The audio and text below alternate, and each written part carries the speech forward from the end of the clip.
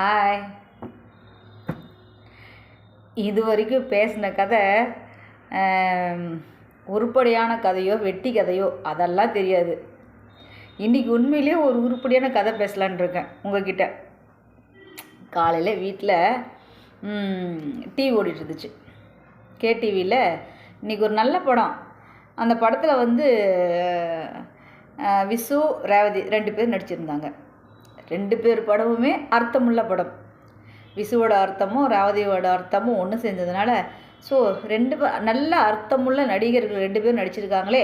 சரி, இன்றைக்கி இந்த படத்தை பார்ப்போன்னு பார்த்தா 10 மணிக்கு படம் போட்டாங்க. நான் அப்போ கடைக்கு வர டைம் ஆச்சே, எங்கே போய் படத்தை பார்க்குறது, பொழப்பு எப்படி பார்க்குறது படம் பார்த்தான்னு சொல்லிட்டு கிளம்பிட்டேன். நான் கடைக்கு கிளம்பிட்டு என்ன பண்ணேன், எங்கள் அம்மாட்டம்மா இந்த படம் என்ன படம் நோட் பண்ணி வைமா, எனக்கு படம் பேர் என்னன்னு தெரியல, ஆனால் இந்த படம் எனக்கு பார்க்கணுன்னு தோணுது, நான் டவுன்லோட் பண்ணி பார்த்துக்கிறேன்னு சொல்லிட்டு எங்கள் அம்மாட்ட சொல்லிட்டு நான் கிளம்பிட்டு இருக்கேன். படத்தை நோட் பண்ணி கொடுமான்னு சொல்லிட்டு எங்கள் அம்மா என்ன பண்ணாங்க,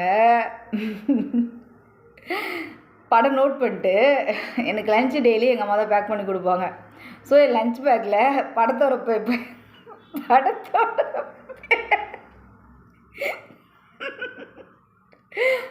படத்தோட பேரை எழுதி என் லஞ்ச் பேக்கில் போட்டுட்டேன். அப்போது எனக்கு கிடைச்ச அம்மா மாதிரி யாருக்குமே அம்மா இருக்க மாட்டாங்கல்ல எனக்கு.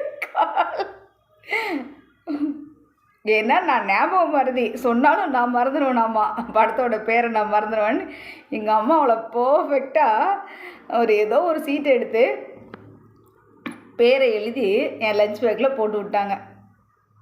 எவ்வளோ அற்புதமான ஒரு தாய் பார்த்தீங்களா. இந்த மாதிரிலாம் தாய்க்கு எத்தனை பேருக்கு வாய்க்கும்? எனக்கு வாய்ச்சிருக்கு. ரொம்ப நல்ல தாய், தெய்வத்தாய்.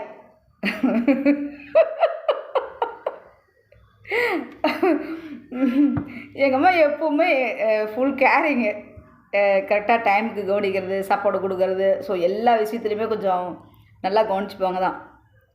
ஆனால் அல்டிமேட்டு படத்தோட பேரை நோட் பண்ணி கொடுன்னா எழுதி என்னோடய லஞ்ச் பேக்கில் போட்டாங்க. இது உண்மையிலே நல்ல விஷயம் இல்லையா?